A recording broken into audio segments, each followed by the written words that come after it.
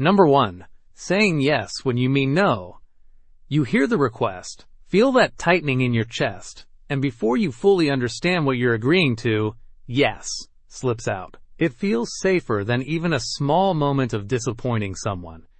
This reflex often comes from early lessons, from growing up in places where compliance kept the peace. It's a form of fawning, a survival strategy learned when refusing felt risky. Eventually, every unspoken no quietly erodes the self, a reminder that harmony built on self-abandonment never lasts. Number 2. Conflict dodging. You sense tension rising and instinctively soften your tone, change the subject, or shrink yourself so the moment can pass more quickly. It's not avoidance for convenience. It's avoidance for survival. If you grew up around unpredictable anger or fragile emotions, even mild disagreements can feel like danger. This is the nervous system engaging in threat avoidance, shaped by earlier instability. Yet a life spent dodging conflict gradually becomes a life where no relationship can deepen. Number 3. Boundary blur. You often feel unsure where your responsibility ends and someone else's begins. You offer time you don't have and energy you can't spare. A part of you wonders, is this kindness, or is this self-disappearing?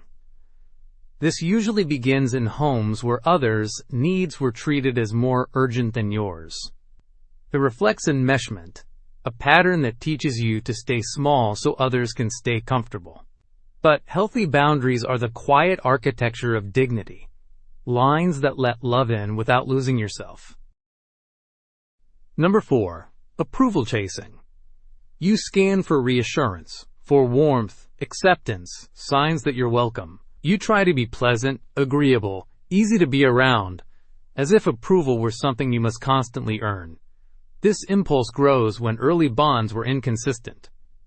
It's a form of attachment anxiety, heightening your awareness of shifts in others' moods. Still, in seeking to be loved, you may end up hiding the parts of yourself that most need to be seen. Number 5. Emotional leakage, resentment, and exhaustion. You swallow irritation, swallow fatigue, swallow the small hurts you don't dare name. Eventually, they seep out in sighs, in silence, in a tiredness that clings to you. Suppressed feelings don't vanish, they thicken. This is classic emotional suppression, where unspoken needs return as resentment or burnout. In the end, exhaustion becomes the body's way of revealing what has long been ignored. Number 6. Opinion masking. You hold your real thoughts quietly inside, you nod along, smile politely, soften your edges so the room stays calm. You fear that honesty might shift the balance or cost you affection.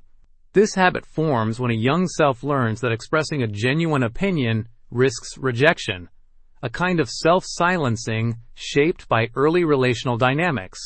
However, every swallowed opinion becomes a small warning, a reminder that your voice deserves daylight.